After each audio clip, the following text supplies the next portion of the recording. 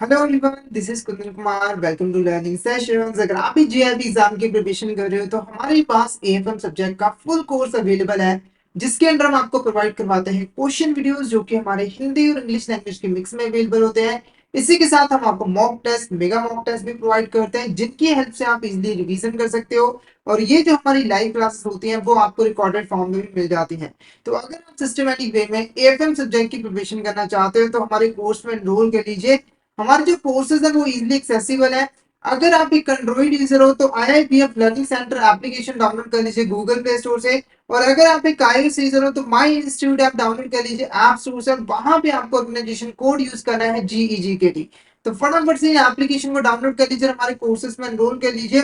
और अगर आप अभी हमारे कोर्स में एनरोल करते हो तो आपको लगभग 82% का ऑफ मिल जाता है हमारे कोर्सेज पे, जिसके लिए आपको कूपन कोड यूज करना है समर 2024। तो फटाफट से इस कूपन कोड का यूज करके हमारे कोर्स में एनरोल कर लीजिए। और हमारे टेलीग्राम चैनल को भी जरूर ज्वाइन कर लीजिए, क्योंकि हम इसमें एग्जाम से रिलेटेड, क्लासेस से रिलेटेड जितने भी इंपॉर्टेंट अपडेट्स हैं वो डालते रहते हैं। और अगर आपको भी किसी भी तरह की क्वेरी आती है तो आप इस चैनल पे मैसेज कर सकते हो। तो फटाफट से हमारे टेलीग्राम चैनल को ज्वाइन कर लीजिए ताकि कोई इंपॉर्टेंट अपडेट आपसे मिस ना हो जाए। इसका लिंक आपको वीडियो के डिस्क्रिप्शन बॉक्स में मिल जाएगा। तो शुरू करते हैं आज का टॉपिक। तो आज इस लेक्चर में हम लोग एएफएम के इंपॉर्टेंट टॉपिक जिसका नाम है गुड्स एंड सर्विस टैक्स, इसके बारे में पढ़ने वाले हैं। गुड्स एंड सर्विस टैक्स से रिलेटेड जितने भी इंपॉर्टेंट केस स्टडीज हैं, जितने भी इंपॉर्टेंट क्वेश्चंस हैं, उसको हम यहाँ पर डिटेल में डिस्कस करने वाले हैं। तो आज का सेशन जो है एग्जाम पॉइंट ऑफ व्यू से काफी ज्यादा इंपॉर्टेंट रहने वाला है। तो फटाफट से इस सेशन को शेयर कर दीजिए अपने फ्रेंड्स के साथ, कलीग्स के साथ, ताकि वो भी इस सेशन का बेनिफिट ले सके। और आपने इस सेशन को शुरू से लेकर अंत तक जरूर देखना है, ठीक है। तो एक बार सेशन स्टार्ट करने से पहले आप सभी से रिक्वेस्ट है कि ऑडियो वीडियो क्वालिटी कंफर्म कर दीजिए, ऑडियो वीडियो क्वालिटी ठीक है या नहीं, ताकि हम बिना किसी देरी के सेशन को स्टार्ट कर सकें। तो फटाफट से एक बार मैसेज करके बता दीजिए क्या ऑडियो वीडियो क्वालिटी ठीक है। All is clear.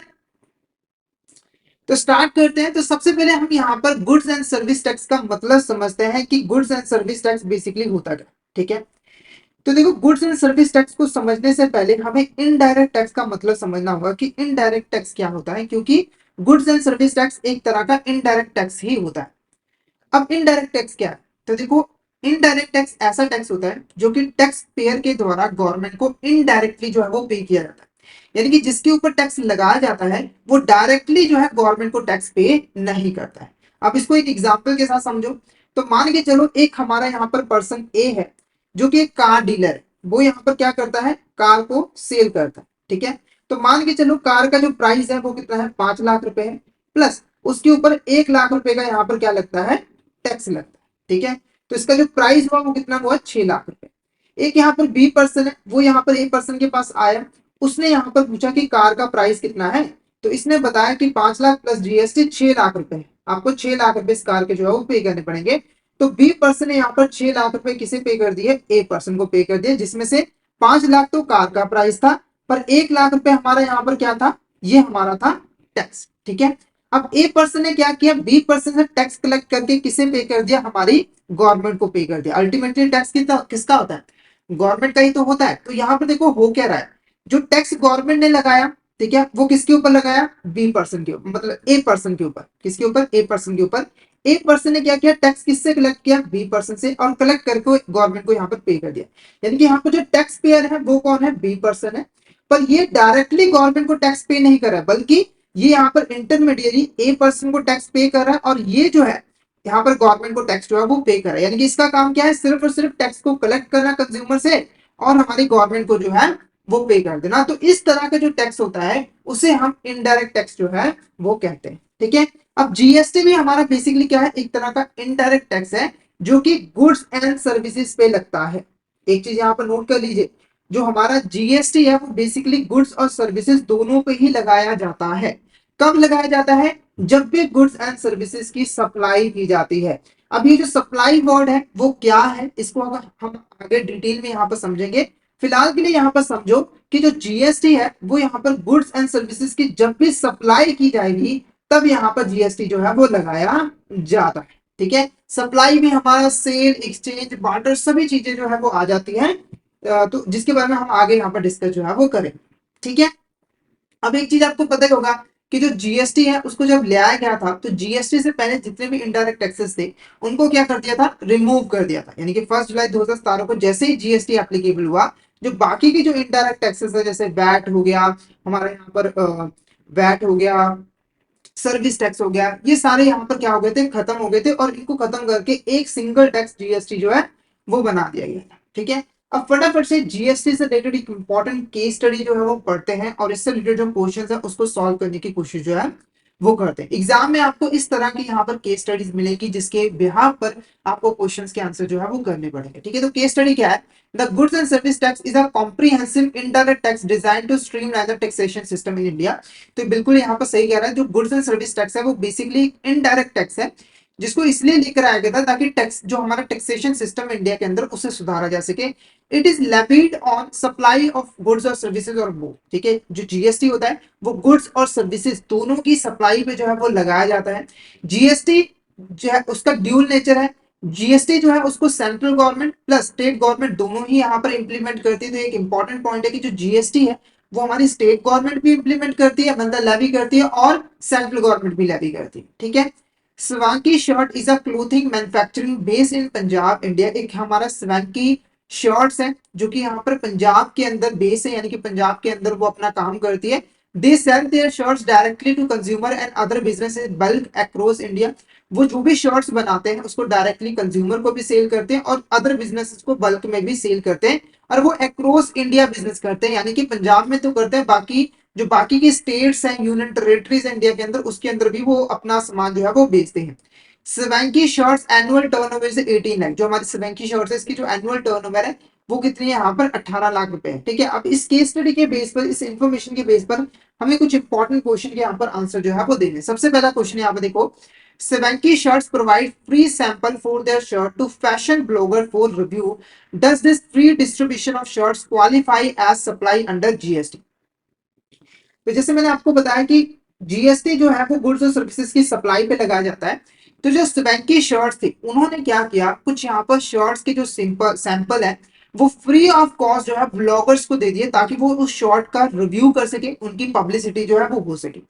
तो ये जो सैंपल शर्ट हमारे ब्लॉगर्स को दिए गए हैं रिव्यू करने के लिए, वो हमारे सप्लाई की कैटेगरी में आता है या फिर नहीं आता है। पहला, यस इट क्वालिफाइज सप्लाई, ये सप्लाई मानी जाएगी। No it does not qualify as supply, या फिर it depends on the value of shirt, shirts की क्या वैल्यू है उसके ऊपर डिपेंड करता है, या फिर it depends on the number of shirt distributed. तो फटाफट से यहाँ पर इसका आंसर बताइए, इसका आंसर क्या होगा। जब तक हम यहाँ पर सप्लाई की बात यहाँ पर कर लेते हैं, तो जब हम जीएसटी सप्लाई की बात करते हैं तो मैंने आपको बताया था कि जीएसटी सप्लाई वर्ड काफी ब्रॉडर टर्म है, इसमें बहुत सारी चीजें आती है। जैसे कि सबसे पहली आती है सेल। अगर आप सेल करते हो तो हमारा जीएसटी सप्लाई के अंदर इंक्लूड होता है। ट्रांसफर करते हो, बार्टर करते हो, एक्सचेंज करते हो, लाइसेंस लेते हो या फिर रेंटल पे लेते हो, लीज करते हो, डिस्पोजेबल, ये सारी की सारी चीजें जो है वो जीएसटी के अंदर सप्लाई की कैटेगरी में आते हैं। यानी कि आप सेल करो, ट्रांसफर करो, बार्टर करो, एक्सचेंज करो, लाइसेंस पे लो, रेंटल करो, लीज करो, ये सभी की सभी सप्लाई मानी जाएगी और इसके ऊपर टैक्स जो है वो लगाया जाएगा। अब बात उठती है कि यहाँ पर ये जो सैंपल, फ्री ऑफ सैंपल जो प्रोवाइड किए गए हैं ब्लॉगर्स को, क्या ये सप्लाई कहलाएगा? तो हमारा जो आंसर रहेगा ऑप्शन है yes it qualifies as supply is the correct answer. क्यों? तो देखो ये जो हमारी शॉर्ट्स जो ब्लॉगर्स को शॉर्ट्स दी गई है वो बेसिकली हमारी ट्रांसफर की कैटेगरी में आ जाता है और ट्रांसफर जो है वो हमारा सप्लाई की कैटेगरी में आता है। देखो हमारी जो कंपनी है, कंपनी इन द सेंस जो हमारी स्वैंकी शर्ट्स है, उसने क्या किया, शर्ट्स को ट्रांसफर किया ब्लॉगर के पास। तो ट्रांसफर जो है वो हमारा सप्लाई की कैटेगरी में आता है, इसीलिए हम इसको सप्लाई मानेंगे और ये जो है हमारा टैक्सेबल रहेगा। ठीक है, नेक्स्ट क्वेश्चन देखो, swanky shirts annual turnover is 18 lakh, are they required to register for GST? तो जो स्वैंकी शर्ट्स है उसकी जो टर्नओवर है वो 18 लाख रुपए है एनुअली। तो क्या उन्हें यहाँ पर जीएसटी के अंदर रजिस्टर होना चाहिए? पहला, yes they require to register for GST. No they are not required to register for GST. It depends on the state they operate in, मतलब कि जिस स्टेट के अंदर ऑपरेट करे इसके ऊपर डिपेंड करता है। It depends on the profit margin, वो जो प्रॉफिट कमा रहे हैं उस मार्जिन पे डिपेंड करता है। तो फटाफट से यहाँ पर इसका आंसर बता दीजिए, इसका आंसर क्या होगा। जब तक मैं आपको बता दूं, हम इंडिया के अंदर जो भी बिजनेसेस होते हैं, ठीक है, उनकी जो एनुअल टर्नओवर की जो थ्रेशोल्ड लिमिट्स है वो गुड्स के लिए अलग है और सर्विसेज के लिए अलग है।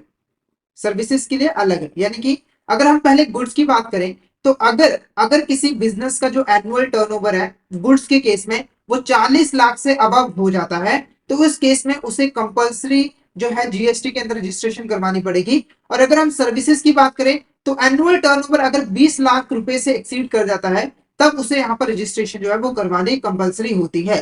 तो यहाँ पर इसका आंसर क्या रहेगा? तो option B is a correct answer. No, they are not required to register for GST, क्योंकि इनकी जो एनुअल टर्नओवर है वो कितनी है? सिर्फ और सिर्फ 18 लाख रुपए है। अगर ये सर्विसेज में दे रहे होते तब भी इन्हें रजिस्ट्रेशन करवाने की जरूरत जो है वो नहीं होती। नेक्स्ट क्वेश्चन देखो, Sevenki shirts receive a bulk order for shirts from a clothing store in Chennai. How will this interstate supply will be treated under GST and which tax is applicable? ठीक है, तो जो Sevenki shirts है उन्हें एक order मिला था, bulk bulk मतलब बल्क ऑर्डर मिला था शर्ट्स का। कहां से मिला था? चेन्नई से। यानी कि जो Sevenki shirts है उसने पंजाब से गुड्स को सप्लाई किया चेन्नई के अंदर। तो इसकी ये जो इंटरस्टेट सप्लाई है इसके ऊपर जीएसटी कैसे यहाँ पर एप्लीकेबल होगा? कौन सा जीएसटी टैक्स यहाँ पर एप्लीकेबल होगा? तो पहली चीज मैं आपको बता दूं कि जो सप्लाई होती है, हमारी जो सप्लाई होती है वो दो तरह की होती है। एक होती है इंट्रा स्टेट सप्लाई, एक होती है इंट्रा स्टेट सप्लाई, और एक होती है इंटर स्टेट सप्लाई। ठीक है, अगर देखो अगर आप यहाँ पर एक ही स्टेट के अंदर गुड्स और सर्विसेज की सप्लाई कर रहे हो तो वो कहलाता है इंट्रा स्टेट सप्लाई। जैसे अगर मान के चलो ए और बी पर्सन है, दोनों ही पंजाब में रहते हैं, और ए ने गुड्स ट्रांसफर की किसको? बी को। ठीक है, तो ये जो सप्लाई होगी वो हमारी इंट्रा स्टेट सप्लाई होगी क्योंकि एक ही स्टेट के अंदर हो रही है। दूसरा, अगर मान के चलो जो सप्लाई हो रही है गुड्स एंड सर्विसेज की वो एक स्टेट से दूसरे स्टेट में हो रही है, जैसे इसी क्वेश्चन के अंदर पंजाब में हमारा कौन है? सप्लायर है, और चेन्नई में हमारा कौन है? बायर है, रिसीवर है। तो पंजाब का जो सप्लायर है वो गुड्स सप्लाई करेगा कहां पे? चेन्नई के अंदर, यानी कि दूसरी स्टेट के अंदर। तो ये जो सप्लाई होती है वो हमारी इंटर स्टेट सप्लाई जो है वो कहलाती है। ठीक है, तो ये जो क्वेश्चन है वो इंटरस्टेट सप्लाई के साथ रिलेटेड है। अब इंटरस्टेट सप्लाई के ऊपर टैक्स यहाँ पर कैसे एप्लीकेबल होता है उससे पहले आप ये जान लो कि हमारे जो कंपोनेंट्स हैं जीएसटी के वो क्या है। तो अगर हम बात करें यहाँ पर कंपोनेंट्स ऑफ जीएसटी, या फिर आप इसको टाइप्स ऑफ जीएसटी भी कह सकते हो, तो मेनली चार तरह के यहाँ पर हमारे जीएसटी होते हैं। एक होता है सीजीएसटी, एक होता है एसजीएसटी, एक होता है आईजीएसटी, और एक होता है हमारा यूटीजीएसटी। ठीक है, अगर हम सीजीएसटी की यहाँ पर बात करें तो सीजीएसटी का फुल फॉर्म क्या है? Central goods and services. जो सीजीएसटी है वो बेसिकली हमारी जो सेंट्रल गवर्नमेंट है वो लगाती है, और जो इसको लेवी किया जाता है उसके लिए सीजीएसटी एक्ट 2017 एक्ट है, उसकी प्रोविजन के अकॉर्डिंग लेवी किया जाता है। इससे जो भी इनकम मिलती है उसे कौन कलेक्ट करती है? हमारी सेंट्रल गवर्नमेंट कलेक्ट करती है। और जो सेंट्रल जीएसटी है वो एप्लीकेबल होती है इंट्रा स्टेट या फिर इंट्रा यूटी सप्लाई के ऊपर। यानी कि अगर एक ही स्टेट के अंदर सप्लाई होती है, एक ही यूनियन टेरिटरी के अंदर सप्लाई होती है, तब सीजीएसटी एप्लीकेबल होती है। नेक्स्ट है हमारा state goods and services. SGST का फुल फॉर्म हमारा क्या है? State goods and service tax. और इसे कौन लेवी करता है? हमारी जो स्टेट गवर्नमेंट है वो लेवी करती है, और इसके लिए जो हमारा एक्ट है वो है एसजीएसटी एक्ट 2017। और इससे जो भी इनकम मिलती है वो कौन कलेक्ट करती है? हमारी स्टेट गवर्नमेंट जो है वो कलेक्ट करती है। और स्टेट जीएसटी जो है वो intra state supply of goods और सर्विसेज पे अप्लाई होती है। यानी कि अगर एक ही स्टेट के अंदर गुड्स एंड सर्विसेज की सप्लाई होती है तो वहां पर एसजीएसटी एप्लीकेबल होता है। उसके बाद है यूटीजीएसटी। यूटीजीएसटी का फुल फॉर्म क्या है? Union territory goods and service tax. और ये तब ये जो है इसे कौन लेवी करती है? हमारी जो यूनियन टेरिटरी गवर्नमेंट होती है वो यहाँ पर लेवी करती है। और इसके लिए हमारा जो एक्ट है वो है यूटीजीएसटी एक्ट 2017। और जो भी इनकम यहाँ पर यूटीजीएसटी से रिसीव होती है यूनियन टेरिटरी गवर्नमेंट को, उसे कलेक्ट भी कौन करती है? हमारी यूनियन टेरिटरी गवर्नमेंट ही कलेक्ट जो है वो करती है। ठीक है, और जो यूटीजीएसटी होती है वो बेसिकली हमारी जो intra UT supply of goods and services है उसके ऊपर जो है वो लगाया जाता है। नेक्स्ट है हमारे यहाँ पर integrated goods and service tax. जो integrated goods and service tax होता है इसको लेवी करती है हमारी जो सेंट्रल गवर्नमेंट होती है वो। सेंट्रल गवर्नमेंट जो है वो लेवी करती है, और इसके लिए जो एक्ट है वो है आईजीएसटी एक्ट 2017। और ये जो लेवी होती है वो इंटर स्टेट या फिर inter UT supply of goods और सर्विसेज पे अप्लाई होती है और लेवी होती है। और इसको कलेक्ट करने का काम जो है वो सेंट्रल गवर्नमेंट करती है, और जो भी पैसा आता है वो सेंट्रल और स्टेट गवर्नमेंट के बीच में बांट दिया जाता है। ठीक है, अब अगर हम क्वेश्चन की तरफ आए तो देखो सबसे पहली चीज यहाँ पर इंटर स्टेट सप्लाई है। इट मींस कि यहाँ पर क्या एप्लीकेबल होगा? आईजीएसटी। क्या होगा? आईजीएसटी। तो हमारा करेक्ट आंसर क्या होगा? इंटीग्रेटेड जीएसटी या फिर आईजीएसटी। इस सेल इस ये जो सेल हुई है इसके ऊपर कौन सा टैक्स एप्लीकेबल होगा, इंटीग्रेटेड जीएसटी। अगर बाई चांस ये इंट्रा स्टेट सप्लाई होती, क्या होती, इंट्रा स्टेट सप्लाई होती, तो यहाँ पर सीजीएसटी और हमारा जो एसडीएसटी है वो दोनों एक साथ जो है वो अप्लाई होते। अगर मान के चलो जो रेट ऑफ टैक्स है वो 18% है, तो 9% सीजीएसटी लगता और 9% हमारा यहाँ पर एसजीएसटी जो है वो लगता। अगर यहीं पर ये इंट्रा यूटी सप्लाई होती, इंट्रा यूटी सप्लाई होती, जैसे दिल्ली में अगर सप्लाई हो रही है, तो वहां पर जो टैक्स लगता वो लगता सीजीएसटी और यूटीजीएसटी, ये दोनों एक साथ जो है यहाँ पर एप्लीकेबल होते और 9% जो है इनमें बांट दिया जाता।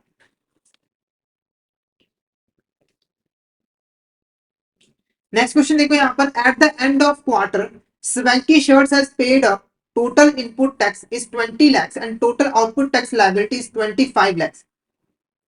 How will they determine their final GST liability for the quarter? तो सबसे पहले आपको यहाँ पर इनपुट टैक्स और आउटपुट टैक्स के बीच का जो डिफरेंस है वो अच्छे से समझना पड़ेगा। देखो, जब भी हम कोई बिजनेस करते हैं तो हमें यहाँ पर इनपुट की जरूरत पड़ती है, रॉ मटेरियल की जरूरत पड़ती है। जैसे अगर मान के चलिए एक्सवाइजेड कंपनी है, वो कार बना के मार्केट में सेल करती है, तो कार बनाने के लिए सबसे पहले उसे क्या चाहिए होगा, रॉ मटेरियल चाहिए होगा। जैसे कि स्टील हो गया, रबर हो गई, ठीक है, टायर्स हो गए, ये क्या हो गया, हमारे रॉ मटेरियल हो गए, ठीक है। और इस रॉ मटेरियल को हम यहाँ पर क्या कहते हैं, इनपुट कहते हैं। और जब ये कंपनी रॉ मटेरियल को परचेज करती है तो इसके ऊपर इसको जीएसटी जो है वो पे करना पड़ता है, टैक्स पे करना पड़ता है, जिसको हम क्या कहते हैं, इनपुट टैक्स। यानी कि वो टैक्स जो हमने इनपुट्स पे जो है वो पे किया था, उसके बाद एक्सवाइजेड कंपनी ने क्या किया, इस रॉ मटेरियल पर प्रोसेसिंग की। एक्सवाइजेड कंपनी ने यहाँ पर क्या किया, इस रॉ मटेरियल की प्रोसेसिंग की और इसको जो है फिनिश गुड में कन्वर्ट कर दिया। इसको क्या किया, यहाँ पर फिनिश गुड्स में कन्वर्ट कर दिया और इसको मार्केट में यहाँ पर सेल कर दिया। इसको मार्केट में क्या किया, यहाँ पर सेल कर दिया। और जब इसने सेल किया तब भी इसे यहाँ पर टैक्स पे करना पड़ा, जिसको हम कहते हैं आउटपुट टैक्स। यानी कि जब आपने इनपुट खरीदा तो उस पर जो टैक्स पे किया वो हुआ इनपुट टैक्स, और जब आपने उसको फिनिश गुड में कन्वर्ट कर दिया, आउटपुट बना दिया, जब उसको सेल किया तो उस पर जो आपने टैक्स पे किया वो हमारा क्या कहलाता है, आउटपुट टैक्स, ठीक है। जीएसटी की सबसे बड़ा जो बेनिफिट है वो यही है कि हमें इनपुट टैक्स क्रेडिट मिल जाता है। यानी कि हमने जो भी इनपुट टैक्स पे किया था उसका हमें क्रेडिट मिल जाता है जब हम आउटपुट टैक्स को पे करते हैं। इसको एक एग्जांपल से समझो, तो जैसे यहाँ पर क्वेश्चन में देखो, अगर आपने इनपुट टैक्स पे किया था 20 लाख रुपीज, आउटपुट टैक्स आपका यहाँ पर बन रहा है 25 लाख रुपीज, ठीक है। तो सरकार आपको इनपुट टैक्स क्रेडिट फैसिलिटी के अंदर ऑप्शन देती है, ऑप्शन मतलब कि आपको राइट देती है कि आप यहाँ पर ये जो 20 लाख रुपीज इनपुट टैक्स पे आपने पे किया था इसको अपने आउटपुट टैक्स लायबिलिटी में से माइनस कर दो और बाकी का जो पैसा बचा है वो हमें यहाँ पर पे कर दो। यानी कि 5 लाख रुपए यहाँ पर सिर्फ और सिर्फ आगे जो है वो पे करना पड़ेगा पर्सन को, ठीक है। तो यहाँ पर ऑप्शन ही कह रहा था, दे will pay 5 lakh to the government. दे यहाँ पर जो हमारा शैंकी शवर्ट्स है, शैंकी शवर्ट्स है, वो 5 लाख रुपए गवर्नमेंट को पे करेगा। या फिर they will not owe any GST for the quarter, उन्हें कोई जीएसटी पे नहीं करनी है। They will receive a refund of 5 lakh from the government, वो यहाँ पर गवर्नमेंट से 5 लाख रुपए का रिफंड लेंगे। तो फटाफट से इसका आंसर बता दीजिए, इसका आंसर क्या होगा, फटाफट से एक बार चैट बॉक्स में इसका आंसर बता दीजिए, इसका आंसर क्या होगा। तो करेक्ट आंसर क्या रहेगा, option A is a correct answer. जो हमारा स्वेंकी शर्ट है वो बेसिकली यहाँ पर 5 लाख रुपए गवर्नमेंट को जो है वो पे करेगा। नेक्स्ट यहाँ पर बात करें, company in Maharashtra provides online training courses students across India in which state will GST levied on this sales, ठीक है। तो यहाँ पर एक कंपनी जो महाराष्ट्र में ऑपरेट करती है और वो ऑनलाइन ट्रेनिंग कोर्सेज यहाँ पर स्टूडेंट्स को सेल करती है, ठीक है। और ये सेल्स करती है वो अक्रॉस द इंडिया करती है, यानी कि देश के हर स्टेट में लगभग यहाँ पर जो है वो करती है। तो इस केस में जो जीएसटी एप्लीकेबल होगा वो किस स्टेट में यहाँ पर एप्लीकेबल होगा, ऑप्शन है Maharashtra, state of each individual student, या फिर depends on the type of course contact, या फिर no GST applicable for online education services. तो हमारा जो करेक्ट आंसर है वो है option B, state of each individual student is the correct answer. जैसे अगर एक स्टूडेंट यहाँ पर पंजाब में है, एक स्टूडेंट यहाँ पर हरियाणा में है और एक स्टेटमेंट हमारे यहाँ पर क्या है, दिल्ली में, दिल्ली नहीं बिहार में, ठीक है। तो पंजाब में जो स्टूडेंट्स होंगे उनको जो कोर्सेज बेचे जाएंगे उसके ऊपर टैक्स पंजाब गवर्नमेंट लगाएगी। हरियाणा में जो स्टूडेंट्स आएंगे इनके ठीक है, हरियाणा में जो स्टूडेंट्स आएंगे इनका जो टैक्स है वो हरियाणा गवर्नमेंट लगाएगी। और बिहार के जो हमारे स्टूडेंट्स हैं वो जो कोर्सेज खरीदेंगे उनके ऊपर टैक्स जो है वो बिहार गवर्नमेंट जो है वो लगा देगी। ऐसा क्यों होता है? तो इसके पीछे का रीजन है डेस्टिनेशन बेस्ड टैक्स होना। डेस्टिनेशन बेस्ड टैक्स होना, जो हमारे यहाँ पर जीएसटी है वो बेसिकली यहाँ पर डेस्टिनेशन बेस्ड यहाँ पर टैक्स है, यानी कि जहां पर जाकर goods and services finally consume होती है वहां पर जो है टैक्स लगाया जाता है। यानी कि पंजाब से महाराष्ट्र से अगर कोर्सेज सेल किए जा रहे हैं तो स्टूडेंट उसको कंज्यूम कर रहे हैं, ठीक है, यूज कर रहे हैं, तो जहां पर स्टूडेंट है उस स्टेट की गवर्नमेंट यहाँ पर टैक्स जो है वो लगाएगी। तो ऑप्शन बी हमारे यहाँ पर क्या होगा? करेक्ट आंसर रहेगा। Option B is the correct answer. Next question देखो हमारे यहाँ पर क्या, which of this statement is not correct regarding the GST council. इसमें से कौन सी स्टेटमेंट है जो कि जीएसटी काउंसिल के रिगार्डिंग करेक्ट नहीं है? तो जीएसटी काउंसिल है क्या, पहले इसके बारे में अगर हम थोड़ा सा डिस्कस करें तो GST council basically primary decision making body है जो कि यहाँ पर जीएसटी से रिलेटेड जितने भी इंपॉर्टेंट मैटर्स हैं उनके रिलेटेड यहाँ पर डिसीजन जो है वो लेती है। जैसे कि कौन से goods and services, goods and services हैं जिनके ऊपर टैक्स लगाना है, जिनको जीएसटी से जो है एग्जाम्प्ट करना है, जीएसटी रेट यहाँ पर कितने होंगे, ठीक है, ये सारी चीजें कौन डिसाइड करता है? हमारा जो जीएसटी काउंसिल होता है वो करता है, ठीक है। अब कौन सी स्टेटमेंट यहाँ पर करेक्ट नहीं है? तो पहली statement, it is the primary decision making body responsible for making recommendations on various GST related matters, ठीक है। तो जितने भी जीएसटी रिलेटेड मैटर्स है उसके लिए रिकमेंडेशन जो है वो प्रोवाइड करता है हमारी गवर्नमेंट को, ठीक है। जैसे कि हमारे यहाँ पे जो गुड्स एंड सर्विसेज पे टैक्स लगाना है, जीएसटी से एग्जाम्प्ट करना है, जीएसटी रेट सेट करने हैं, इनके रिगार्डिंग रिकमेंडेशन देती है। The chairman of the GST council is the prime minister who leads the discussion and decision making process with in the council. तो इसके जो चेयरमैन होते हैं वो यहाँ पर हमारे जो यूनियन फाइनेंस मिनिस्टर होते हैं वो होते हैं। तो ये स्टेटमेंट हमारी क्या है? यहाँ पर गलत है। तो ऑप्शन सी हमारी यहाँ पर क्या होगी? करेक्ट आंसर होगी। Option C is the correct answer, क्योंकि हमारे जो जीएसटी काउंसिल के चेयरमैन होते हैं वो बेसिकली जो यूनियन फाइनेंस मिनिस्टर होते हैं वो होते हैं। नेक्स्ट देखो क्या है, a registered bakery purchases flour from unregistered farmer under GST who is responsible for paying the GST on this purchase. तो एक हमारी यहाँ पर बेकरी है जो कि रजिस्टर्ड है जीएसटी के अंदर, उसने क्या किया, एक अनरजिस्टर्ड फार्मर से जो है आटा खरीदा है, ठीक है, ताकि उससे ब्रेड वगैरह बना सके। जीएसटी के अंदर कौन पर्सन यहाँ पर जीएसटी जो है वो पे करेगा इस ट्रांजेक्शन के ऊपर? पहला, the unregistered farmer supply, the registered bakery, या फिर both the farmer and the bakery, neither the farmer nor the bakery. तो फटाफट से यहाँ पर इसका आंसर बता दीजिए, जब तक हम एक important concept reverse charge mechanism के बारे में यहाँ पर समझेंगे। क्या पढ़ेंगे? Reverse charge mechanism. आप इसको आरसीएम भी यहाँ पर कह सकते हो।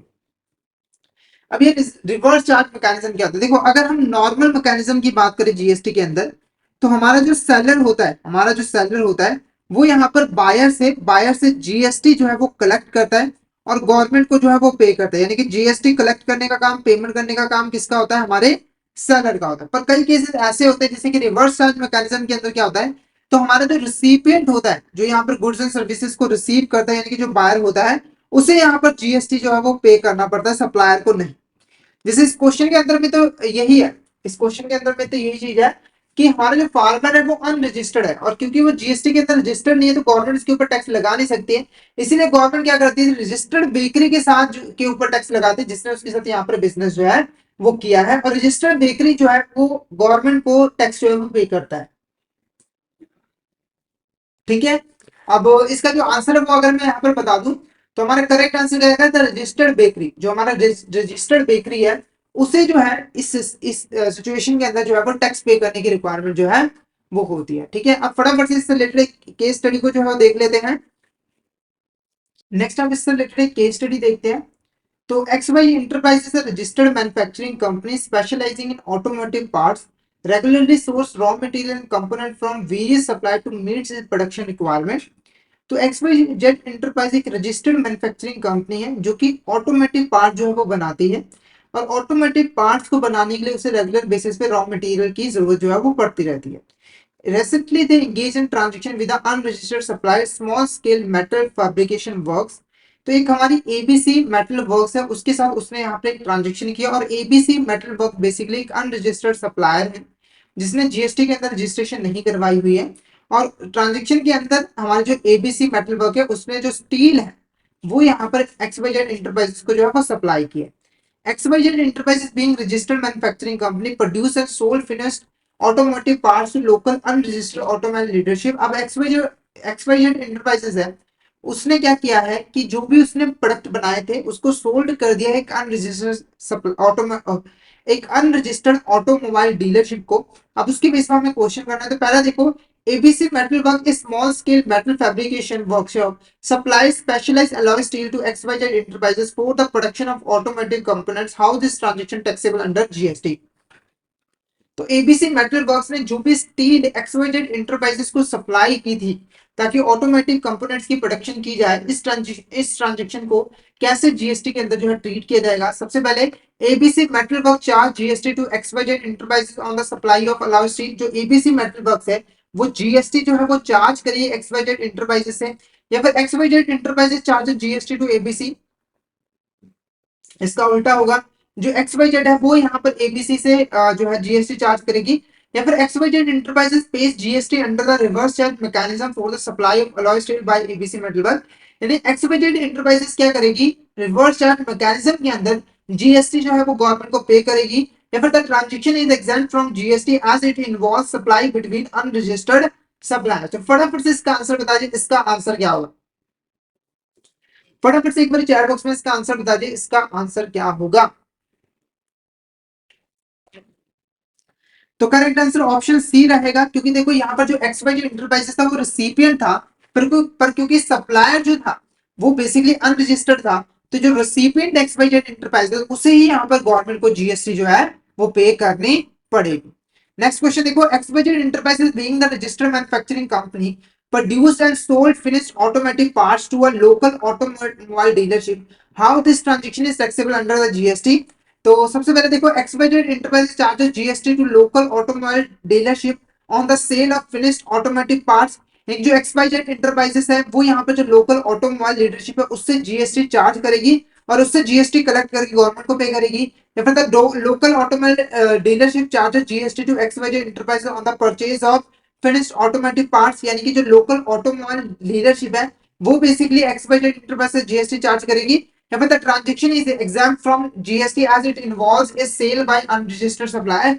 तो करेक्ट आंसर हमारा यहाँ पर क्या रहेगा, option A is a correct answer. Option A is a correct answer.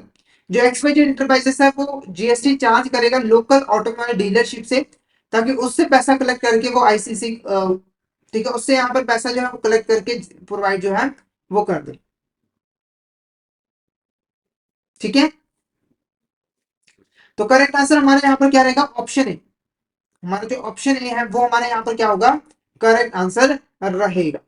जो एक्सवाइजेड इंटरप्राइजेस है वो जीएसटी जो है वो चार्ज करेगी किससे, लोकल ऑटोमोबाइल डीलरशिप से, ऑटोमोटिव पार्ट्स की जो सेल है उसके लिए। तो ऑप्शन ए हमारे यहाँ पर क्या होगा, करेक्ट आंसर रहेगा।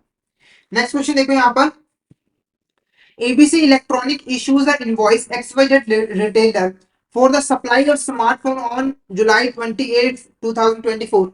The delivery is completed on August 3rd, 2024. The payment is made on August 5th, 2024.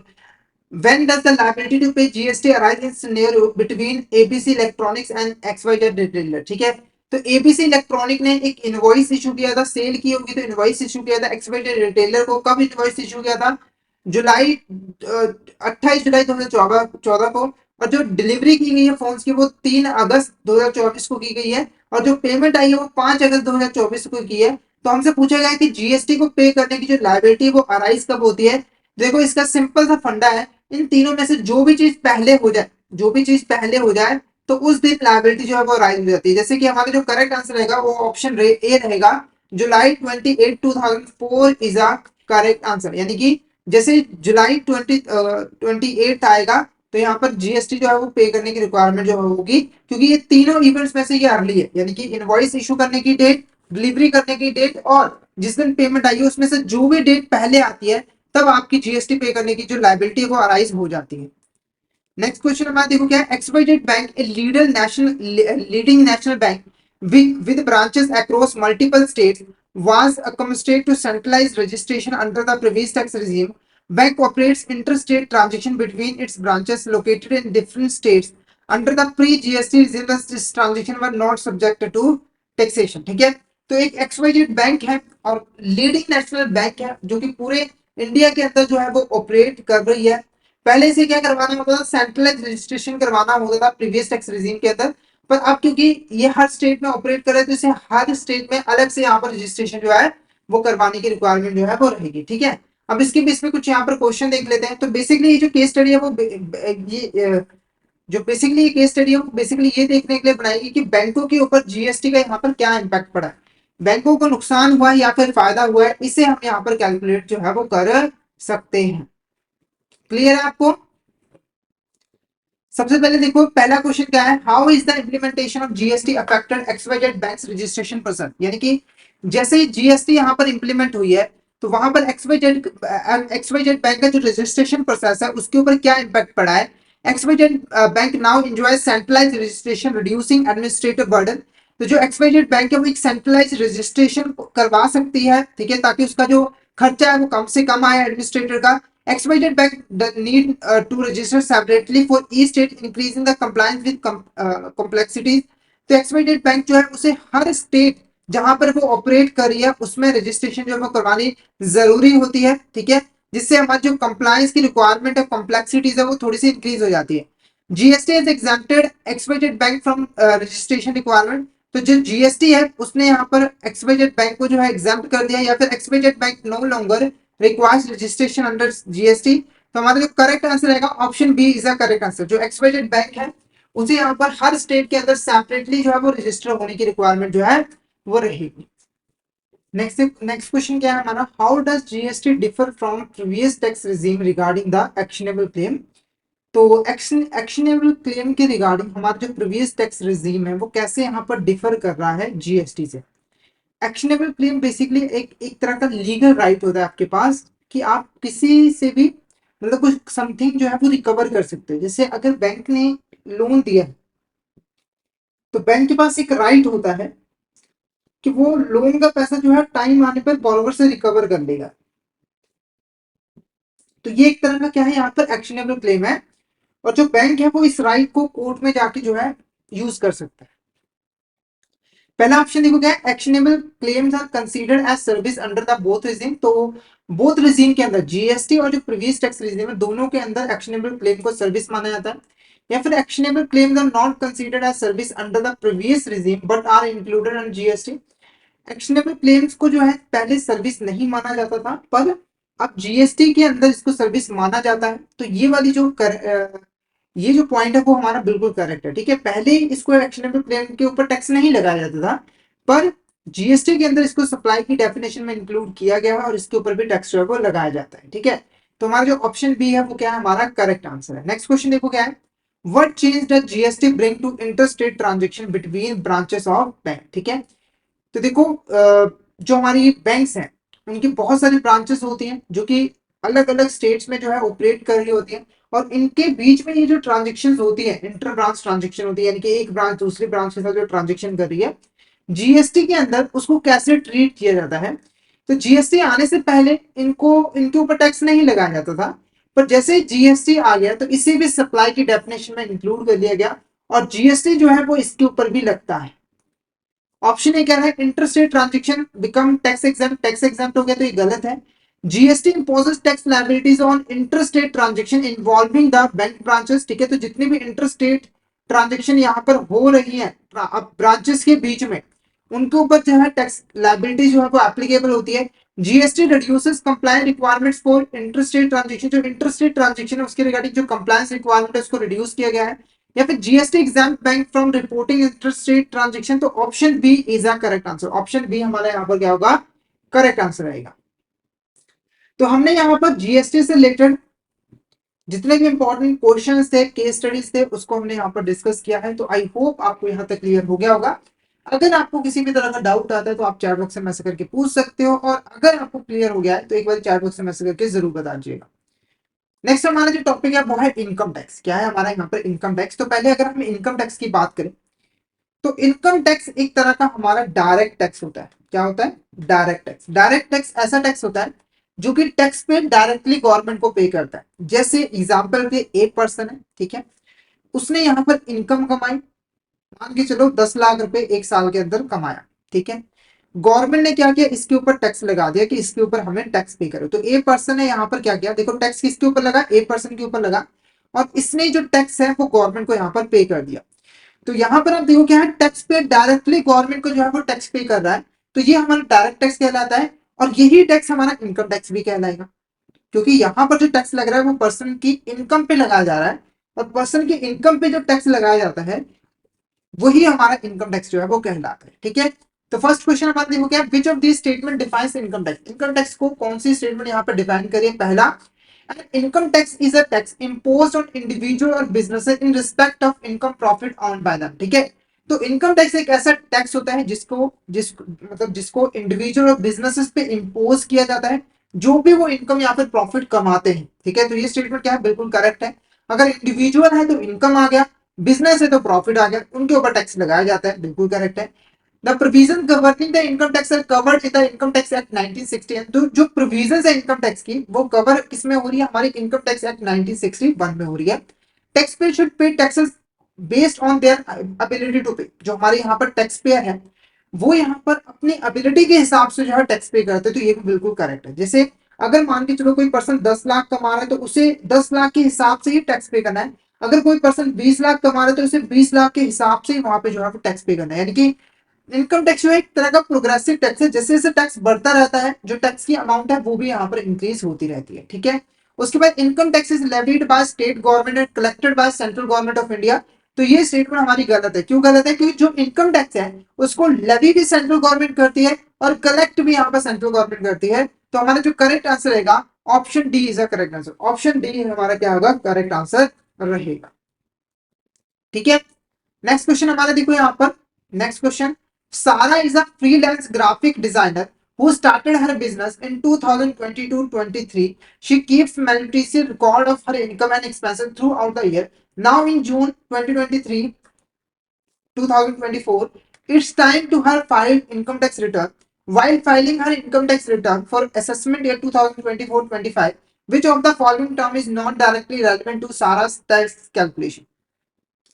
तो सारा यहाँ पर एक फ्रीलांसिंग का काम करती है, ग्राफिक डिजाइनर का। ठीक है, उसने 2022-23 में अपना बिजनेस स्टार्ट किया था, उसके अंदर उसने इनकम कमाई है, जिसके रिगार्डिंग उसे 2023-24 में इनकम टैक्स रिटर्न फाइल करनी है।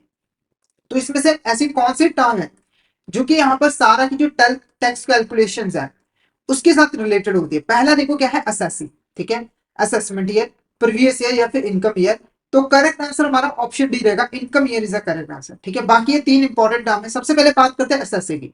देखो एसएससी वो पर्सन होता है जिसकी जिसके ऊपर टैक्स लगाया जा रहा होता है, जिसकी इनकम को असेस किया जा रहा होता है। जैसे यहाँ पे जो सारा है वो बेसिकली यहाँ पर क्या है, असेसी है, क्योंकि इसकी ही इनकम को असेस किया जा रहा है, पता लगाया जा रहा है कि इसने साल में कितनी इनकम कमाई है, और उसके ऊपर जो है वो टैक्स लगाया जा रहा है। और टैक्स किसे पे करना है, सारा को पे करना है, तो ये असेसी कहलाई। असेसमेंट ईयर क्या होता है, देखो जिस साल पर्सन की इनकम को असेस किया जाता है वो हमारा असेसमेंट ईयर कहलाता है। जैसे 2022-23 में जो सारा है उसने इनकम कमाई है, पर उसको असेस किस साल किया जा रहा है, 2023 और 24 में, ताकि टैक्स लगाया जा सके। तो जो 2023 और 24 साल है ये हमारा क्या कहलाएगा, असेसमेंट ईयर कहलाएगा। और असेसमेंट ईयर के अंदर ही हम टैक्स फाइल करते हैं। प्रीवियस ईयर वो साल होता है जिसके अंदर हमने पैसा कमाया होता है। जैसे यहाँ पर 2022-23 में सारा ने पैसा कमाया है, तो 2022-23 हमारा यहाँ पर क्या कहलाएगा, प्रीवियस ईयर जो है वो कहलाएगा। नेक्स्ट क्वेश्चन देखो, after the death of a person his legal representative will be treated as an assessee for that income of the deceased on which tax has not been paid by deceased before his death, then legal representative is known as. ठीक है, तो अगर कोई person था, उसकी income tax liability थी, यानी कि उसने इनकम कमाई थी और उसके ऊपर उसको टैक्स पे करना था, पर टैक्स पे करने से पहले ही उसकी डेथ हो जाती है। ठीक है, और उसका जो लीगल रिप्रेजेंटेटिव है उसे हम एज अ असेसी जो है वो ट्रीट करते हैं। और वो जो पर्सन है वो बेसिकली जो डिसीज्ड पर्सन है उसके बिहाफ पर इनकम टैक्स पे करेगा। तो ये जो लीगल रिप्रेजेंटेटिव है ये क्या कहलाएगा, ये एसएससी कहलाएगा, डीम्ड एसएससी कहलाएगा, एसएससी इन डिफॉल्ट कहलाएगा, या फिर ऑल ऑफ द अबव। तो करेक्ट आंसर फटाफट से यहाँ पर चैट बॉक्स में मैसेज करके बता दीजिए, इसका करेक्ट आंसर क्या रहेगा। इसका करेक्ट आंसर क्या रहेगा, फटाफट से एक बार चैट बॉक्स में बता दीजिए। तो हमारा करेक्ट आंसर क्या रहेगा, option B, deemed assessee is the correct answer. Deemed assessee is the correct answer. Next question हमारा क्या है, which of this is not a head of income under income tax. इसमें से कौन सा ऐसा हेड है जो कि इनकम टैक्स के अंदर नहीं आता। पहले हेड्स ऑफ इनकम है क्या उसको समझो। देखो जब एक पर्सन पैसा कमाता है तो कई तरीकों से वो पैसा कमाता है। जैसे कि कोई जॉब करता है, कोई यहाँ पर अपने घर को जो है किराए पे दे देता है, या फिर कोई क्या करता है यहाँ पर किसी एसेट को सेल कर देता है, या फिर कोई अपना बिजनेस प्रोफेशन करता है। तो ये जो तरीके हैं पैसे कमाने को, इसी को हम हेड्स ऑफ इनकम कहते हैं। मेनली हमारे 5 हेड्स ऑफ इनकम होते हैं: salaries, income from house property, profit and gains of business proportion, और हमारा यहाँ पर कैपिटल गेन। और पांचवा जो है वो हमारा अदर इनकम है। ये जो फैमिली इनकम है ये हमारा हेड नहीं होता, तो इस क्वेश्चन का आंसर तो हमारा ऑप्शन ई रहेगा। पांचवा हेड हमारा क्या है? Other income. अगर हम इन हेड की बात करें तो कोई भी पर्सन जब यहाँ पर कोई जॉब करता है तो जॉब से जो भी वो पैसा कमाता है वो सैलरी हेड के अंदर टैक्सेबल होता है। जैसे उसको यहाँ पर बेसिक सैलरी मिली, या फिर उसको कोई यहाँ पर हाउस अलाउंस मिला, ठीक है, बोनस मिला, वो सारा जो है टैक्सेबल होता है सैलरीज हेड के अंदर।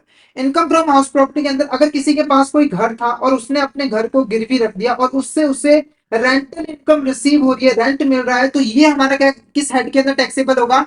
इनकम फ्रॉम हाउस प्रॉपर्टी के अंदर। उसके बाद है profit and gains of business और प्रोफेशन। तो अगर कोई पर्सन यहाँ पर बिजनेस कर रहा है, जैसे अगर कोई पर्सन यहाँ पर मान के चलो वो एक्सवाइजेड पर्सन है, वो कार बना के मार्केट में सेल करके पैसा कमा रहा है, प्रॉफिट कमा रहा है, तो ये हमारे क्या कहलाएगा यहाँ पर बिजनेस के मतलब इस ये जो भी प्रॉफिट कमाएगा वो किस हेड के अंदर टैक्सेबल होगा? वो टैक्सेबल होगा profit and gains of business और प्रोफेशन। इसके अलावा अगर कोई यहाँ पर प्रोफेशन कर रहा है, जैसे कोई डॉक्टर है, कोई लॉयर है, तो वो भी हमारा इसी हेड के अंदर टैक्सेबल होगा। उसके बाद है कैपिटल गेन। अगर मान के चलो आपने कोई एसेट सेल की है और उसके ऊपर आपको प्रॉफिट हुआ है, जैसे आपने यहाँ पर एक एसेट परचेज की थी 50,000 रुपए की, पर आपने जब सेल किया तो 1 लाख रुपए का सेल किया, तो ये 50,000 रुपए का जो प्रॉफिट हुआ है वो जो है वो टैक्सेबल होगा हमारे कैपिटल गेन हेड के अंदर।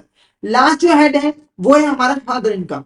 अदर इनकम में क्या आएगा? तो देखो अगर कोई ऐसी इनकम है जो कि इन चारों हेड में नहीं आती है तो वो हमारा अदर इनकम हेड के अंदर आएगा। जैसे कि अगर मान लो किसी पर्सन ने यहाँ पर लॉटरी जीत लिया है, तो वो ना तो सैलरीज हेड में आएगा, ना ही इनकम फ्रॉम हाउस प्रॉपर्टी में आएगा, ना ही profit and gains of business profession आएगा, ना ही कैपिटल गेन में आएगा। तो ये किस हेड के अंदर आएगा? अदर इनकम हेड के अंदर आएगा। किस हेड के अंदर आएगा? अदर इनकम हेड के अंदर आएगा।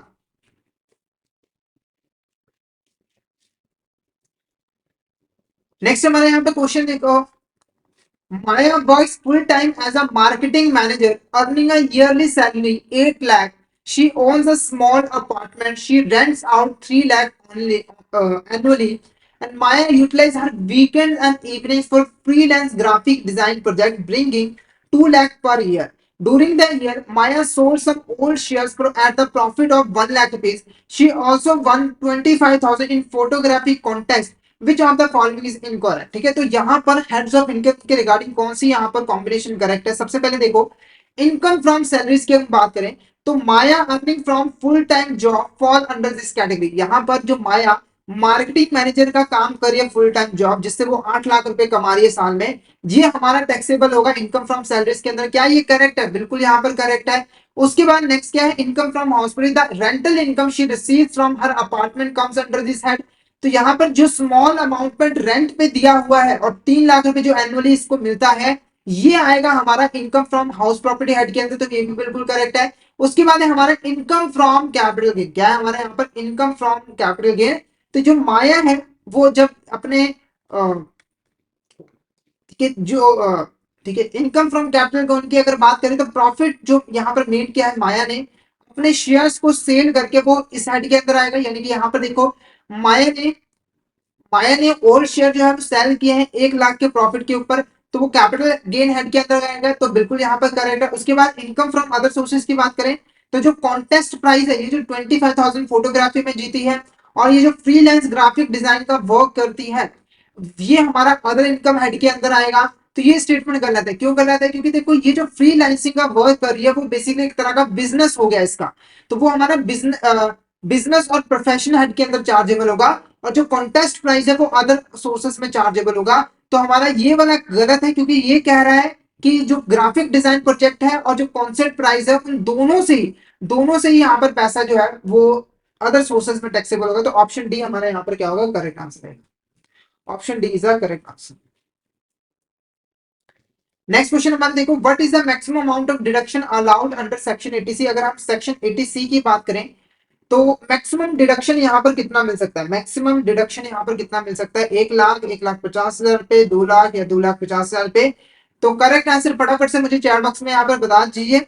जब तक अगर हम डिडक्शन की यहाँ पर बात करें तो किन किन चीजों में आपको डिडक्शन मिल सकती है सेक्शन 80C के अंदर।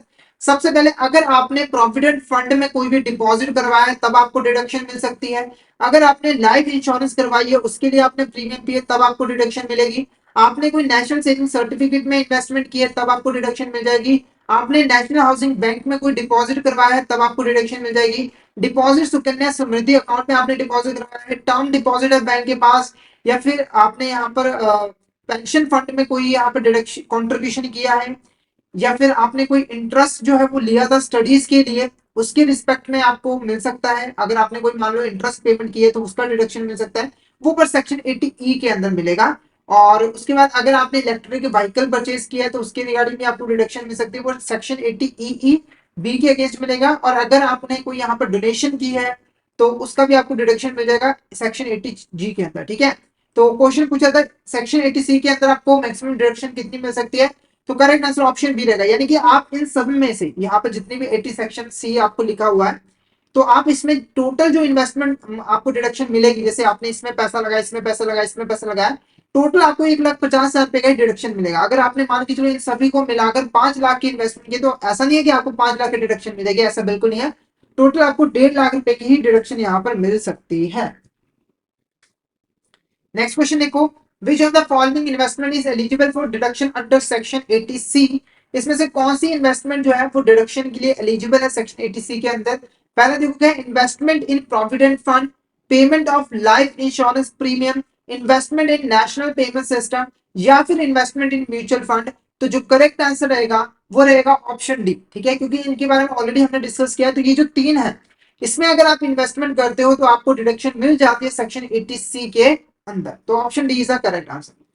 नेक्स्ट क्वेश्चन देखो हमारा यहाँ पर, next question, ABC enterprises deducts 5,000 on STDS from the mister Raj 50,000 monthly fee for consulting services resulting in a net payment of 45,000 to Mr. Raj. ABC Enterprises remits the deducted amount to the government as per specified due date or tax compliance. This mechanism is known as। ठीक है, तो देखो एक ABC enterprises थी, एक यहाँ पर ABC enterprises थी, उसको राज ने जो है वो कंसल्टिंग सर्विसेज जो है वो प्रोवाइड की थी, जिसके लिए एबीसी इंटरप्राइजेस को मंथली फी पे करनी थी 50,000 रुपए की। पर एक ऐसा मैकेनिज्म जिसके अंदर एबीसी इंटरप्राइज ने क्या किया, 5,000 रुपीज यहाँ पर डिडक्ट कर लिए। 5,000 रुपीज डिडक्ट कर लिए, क्यों डिडक्ट कर लिए, क्योंकि 5,000 रुपए का इस अमाउंट के ऊपर टैक्स बनता था, हमारा जो इनकम टैक्स था वो। ठीक है, अगर मान के चलो हमारा जो है 10% टैक्स है, 10% टैक्स है, तो 50,000 रुपए के टैक्स कितना बना, 5,000 रुपए। तो इसने क्या किया, जो टैक्स की अमाउंट थी वो पहले ही डिडक्ट कर ली। क्या कर लिया, पहले ही डिडक्ट कर लिया, और बाकी का जो 45,000 रुपीज था वो मिस्टर राज को यहाँ वहां पर प्रोवाइड कर दिया। और एबीसी इंटरप्राइज ने ये जो अमाउंट डिडक्ट की थी एज अ टैक्स, वो बाद में गवर्नमेंट को जो है ड्यू डेट के ऊपर जो है जमा करवा दी, डिपॉजिट करवा दी। तो ये मैकेनिज्म क्या कहलाता है, ऑप्शन है tax collection at source, tax deducted at source, goods and service tax, या फिर नन ऑफ द अबव। तो फटाफट से इसका आंसर बता दीजिए, इसका आंसर क्या होगा, फटाफट से एक बार चैट बॉक्स में इसका आंसर बता दीजिए। तो हमारा जो करेक्ट आंसर रहेगा वो रहेगा tax deducted at source is the correct answer. Tax deducted at source basically एक मैकेनिज्म होता है एडवांस में इनकम टैक्स को कलेक्ट करने के लिए। जैसे यहाँ पे जो मिस्टर राज थे उन्होंने 50,000 रुपए यहाँ पर कमाए, ठीक है, जिसके ऊपर इन्हें इनकम टैक्स पे करना था। तो गवर्नमेंट टीडीएस के अंदर जो हमारा पेयर होता है, जो यहाँ पर पे कर रहा होता है, उसको बोलता है कि भाई जो भी टैक्स बनता है, इनकम टैक्स बनता है, आपने एडवांस में डिडक्ट कर लो। जैसे 50,000 के ऊपर 5,000 का टैक्स बनता था, तो 5,000 आप क्या कर लो, डिडक्ट कर लो, और बाकी का पैसा आप यहाँ पर पे कर दो, और बाद में हमें ये पैसा जो है वापस कर दो। तो ये हमारा टीडीएस जो है वो कहलाता है। नेक्स्ट क्वेश्चन देखो क्या है, which of this statement is correct regarding tax deducted at source. इसमें से कौन सी स्टेटमेंट जो है वो टैक्स डिडक्टेड एट सोर्स के रिगार्डिंग यहाँ पर करेक्ट है। पहला देखो क्या है, TDS is a method of collecting income tax in India. India के अंदर इनकम टैक्स को कलेक्ट करने का एक मेथड होता है टीडीएस। तो ये स्टेटमेंट बिल्कुल करेक्ट है। It requires the payer to deduct a certain percentage of tax from the payment made to pay. तो टीडीएस के अंदर जो पेयर होता है, जो पे कर रहा होता है, वो यहाँ पर क्या करेगा, जो टैक्स की जो भी अमाउंट है वो पेमेंट में से डिडक्ट करेगा, और बाकी पैसा किसे दे देगा, पेई को दे देगा। तो ये भी स्टेटमेंट करेक्ट है। TDS is applicable specified payment, salary, interest, rent and professional fees. तो ये भी स्टेटमेंट क्या है, करेक्ट है। मतलब टीडीएस हर चीज पे अप्लाई नहीं होता, कुछ स्पेशलाइज्ड जो पेमेंट होती है जैसे सैलरी पे की, इंटरेस्ट पे की, रेंट पे की, प्रोफेशनल फी पे की, तो वहां पे एप्लीकेबल होता है। The amount of TDS deducted is deposited with the government by the pair on behalf of पे।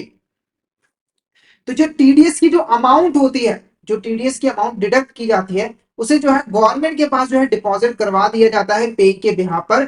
और जो टीडीएस यहाँ पर एप्लीकेबल होता है वो सिर्फ और सिर्फ इंडिविजुअल पे एप्लीकेबल होता है, कंपनीज पे नहीं होता है। तो जो करेक्ट आंसर रहेगा वो रहेगा हमारा first, second, third and fourth.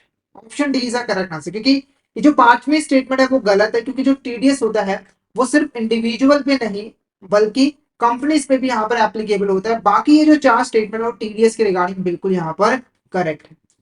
अब अगर हम कुछ यहाँ पर टीडीएस पेमेंट्स और सेक्शंस की बात करें तो पहला देखो सेक्शन 192 है। इसके अंदर अगर मान के चलो कोई भी यहाँ पर पेमेंट जो है कोई भी बैलेंस प्रोविडेंट फंड के अंदर है और वो एम्प्लॉय के पास आता है और टैक्सेबल होता है, उसकी थ्रेशोल्ड लिमिट यहाँ पर कितनी है, मतलब जो भी प्रोविडेंट फंड में बैलेंस है थ्रेशोल्ड लिमिट 50,000 की है, टीडीएस रेट 10% का है।